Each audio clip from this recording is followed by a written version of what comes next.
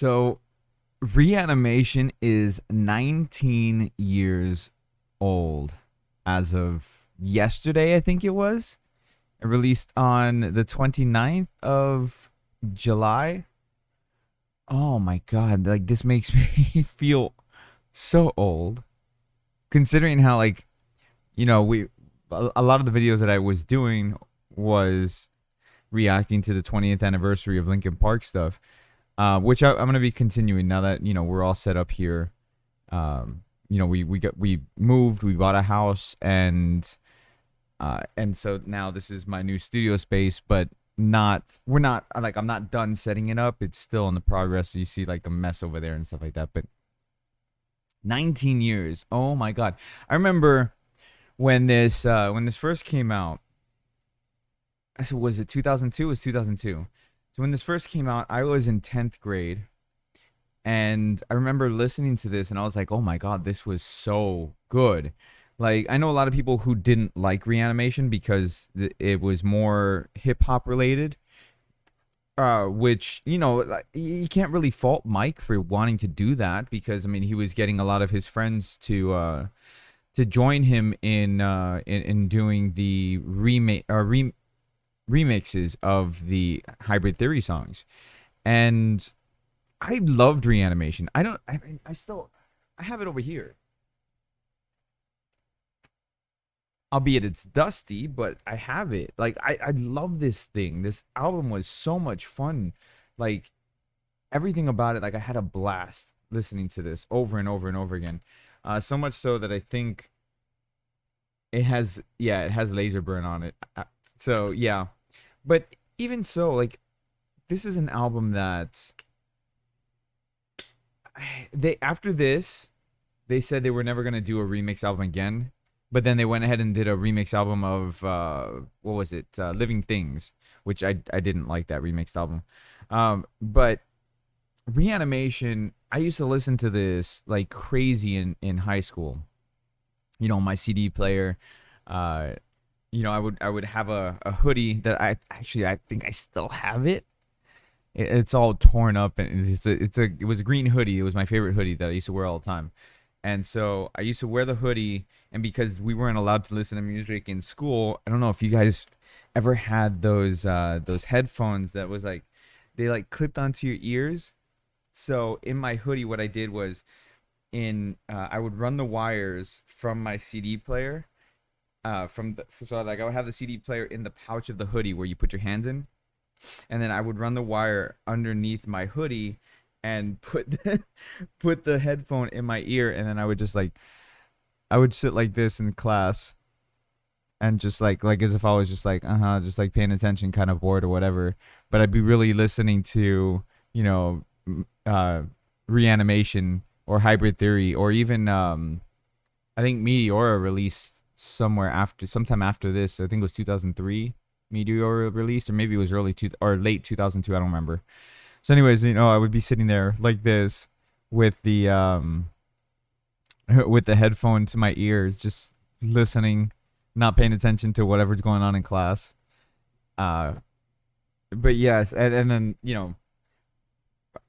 like waiting for the bus in the morning. Just chilling with my headset. It was. Oh man, like this just brings back a lot of memories for me, for high school. That my high school, since like I'm reminiscing now, my high school time, or my time in high school, uh, my freshman and sophomore year were just kind of whatever. My junior and my senior year were probably the most fun I ever had, in school. And by that time I was a little bit more popular, because I had joined the school chorus, but as well as the what was called rock ensemble. Basically, it's School of Rock. So like we had it was you had to audition for these classes for the rock ensemble as well as the school chorus. So I was on the school chorus team, uh, and so you had to audition for the rock ensemble class as well. So it was 25 kids. You had guitar players, bass players, drummers, singers, keyboard players, and so we would split off into into groups, and we would do projects. So like we would have to change the members of the group after every project.